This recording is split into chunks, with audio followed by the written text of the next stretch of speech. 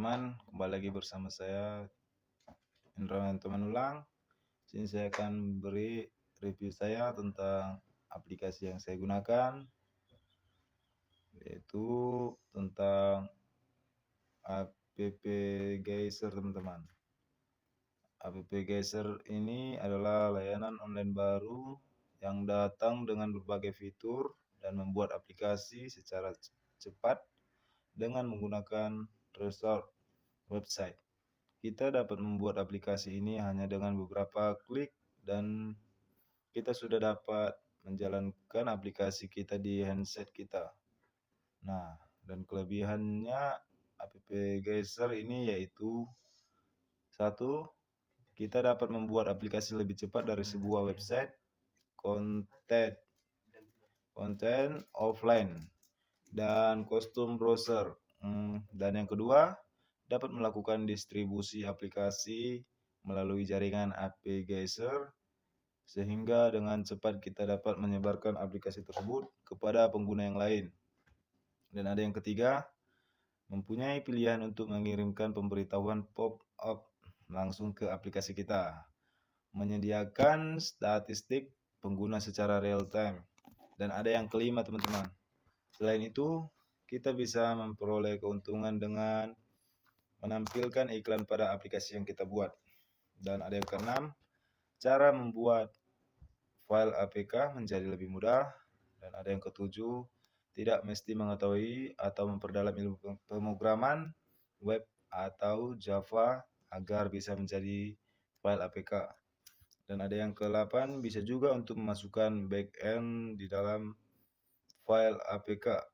Dan yang ke-9, tidak perlu men-search di dalam browser tentang website atau blog kita. Dan ada yang ke-10, dapat dimasukkan ke Play Store. Dan yang ke-11, dapat diinstal di HP Android tertentu. Nah, itulah ulasan saya mengenai app Geyser. Dan ada juga aplikasi yang lain. Oh, bentar teman-teman. Ada ini, saya belum menyebutkan kelemahannya tadi, teman-teman. Yang tadi itu kelebihannya dan ini kelemahannya. Kelemahan app Geyser yaitu satu, ketika membuka harus terkoneksi internet. Jika tidak terkoneksi tidak jalan, atau gunakan Angular plus PhoneGap jika ingin membuat tak perlu terkoneksi. Dan yang kedua, jika di dalam website atau blog kita terdapat redirect ke website lain, maka file tersebut akan mengeksekusi di dalam APK tersebut, bukan di browser. Nah, itulah dia kelebihan dan kelemahan app Geyser. Dan ada aplikasi yang lain yaitu app Pie. Nah, sini saya akan menjelaskan kelebihan dan kelemahannya menurut saya, teman-teman. Yang pertama itu dapat digunakan siapa saja. Nah, app Pie adalah aplikasi yang memang dirancang untuk mereka yang tidak memiliki pengetahuan dan kemampuan yang mampu dalam dunia pemrograman, namun ingin mengembangkan aplikasi buatan sendiri. Dan yang kedua, mendukung berbagai sistem operasi. Kelebihan kedua app Pie adalah kapasitasnya yang dapat digunakan untuk semua operasi sistem, mulai dari Android, iOS, Windows Phone, hingga BlackBerry. Sehingga Anda tidak perlu khawatir nantinya, karena apapun sistem operasi yang Anda inginkan telah didukung. Dan yang ketiga, app Pie itu gratis, teman-teman. Meski ada versi berbayarnya, namun Anda dapat tetap memanfaatkan aplikasi ini dengan gratis. Sebab yang menjadi kelebihan app Pie adalah memiliki fitur open source sehingga dapat Anda gunakan dan nikmati secara gratis di website app Pie. Dan yang keempat, dilengkapi berbagai fitur menarik. Fitur merupakan salah satu daya tarik sebuah aplikasi. Begitu juga dengan aplikasi satu ini, semakin bagus dan menarik fiturnya, maka pengguna akan semakin nyaman dalam penggunaannya. Berbagai fitur yang terdapat dalam app Pie adalah analitik, share app, on-teach, Facebook, push notification, sampai dengan on-verse. Menariknya lagi, Anda dapat mengintegrasikan aplikasi yang akan Anda buat dengan sosial media, website, blog, hingga radio dan berbagai media lainnya yang Anda inginkan.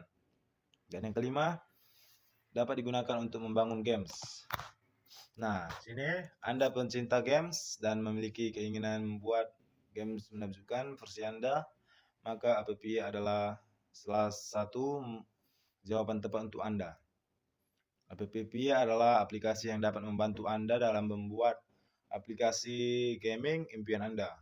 Membantu Anda dalam membuat aplikasi gaming, sebab aplikasi satu ini adalah dilengkapi dengan software creator yang berfungsi khusus untuk membangun aplikasi games.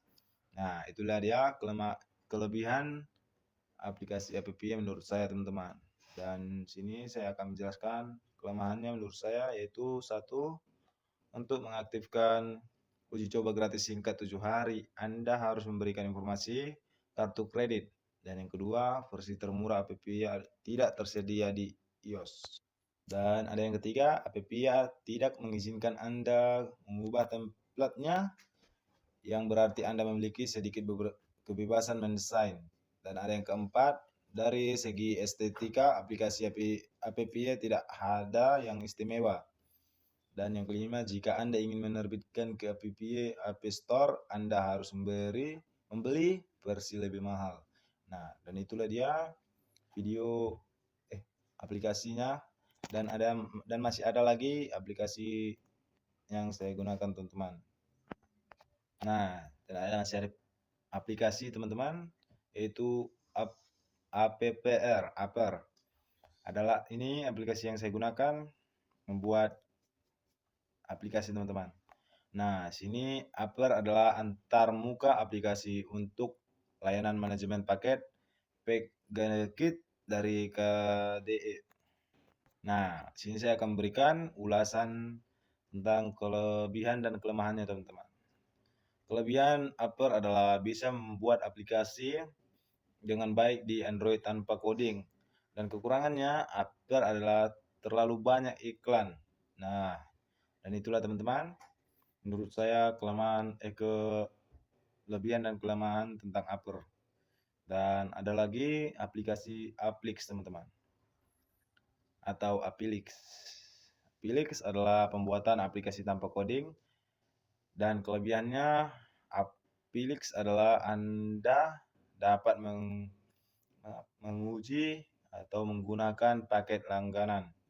Dan kekurangannya, Appilix adalah terlalu banyak iklan ketika sedang beroperasi atau bekerja. Nah, itulah dia menurut saya, teman-teman, ulasan saya mengenai Appilix. Dan sini saya masih ada, teman-teman, aplikasinya Gonative.io. Gonative.io adalah perusahaan yang kini berganti nama menjadi Media.co. Kelebihan Gonative.io adalah untuk membuat aplikasi dan mempertahankan aplikasi. Kekurangannya sama seperti kekurangan aplikasi lainnya, yaitu banyak iklan saat sedang beroperasi. Nah, itulah, teman-teman. Lanjut ke Igenaps. Aplikasi Igenaps adalah aplikasi dan situs web yang memungkinkan pengguna untuk membuat aplikasi bisnis. Dan kelebihannya, Igenaps adalah membuat orang menjadi pemberani masuk ke dalam dunia bisnis. Kekurangannya adalah rentan terhadap serangan hack dan virus. Dan ada yang ini, teman-teman, aplikasi berikutnya, teman-teman, Andromo, aplikasi berbasis web yang dapat digunakan untuk membuat aplikasi Android dan iOS tanpa memerlukan coding. Nah, kelebihannya adalah mendukung konten multimedia serta video pembelajaran, animasi, gambar, musik, GUIs, dan lain-lain sebagainya. Dan kekurangannya adalah kemampuan pembaruan terbatas. Nah, dan itulah di, teman-teman, menurut saya. Dan ada yang berikutnya, App Master, teman-teman. App Master adalah perusahaan pengembang perangkat lunak yang membuat aplikasi seluler. Kelebihannya, desainnya memudahkan pengguna untuk menavigasi dan menemukan fitur yang dibutuhkan. Kekurangannya yaitu pengguna baru mungkin memerlukan waktu untuk memahami semua fitur dan agak lebih lambat fitur tersebut. Dan ada yang berikutnya, convert pulsa. Convert pulsa merupakan fitur di mana pengguna bisa mengubah pulsa yang dimiliki menjadi saldo. Nah, kelebihannya adalah transaksi cepat, layanan beragam, dukung pelanggan. Kekurangannya adalah keterbatasan metode pembayaran. Nah, dan ada yang ke-10, Odo.com.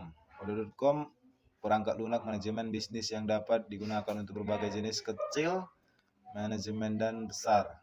Nah, dan kelebihan Odo.com adalah menawarkan berbagai modul yang dapat disesuaikan dengan kebutuhan bisnis seperti akuntansi, manajemen, dan inventasi.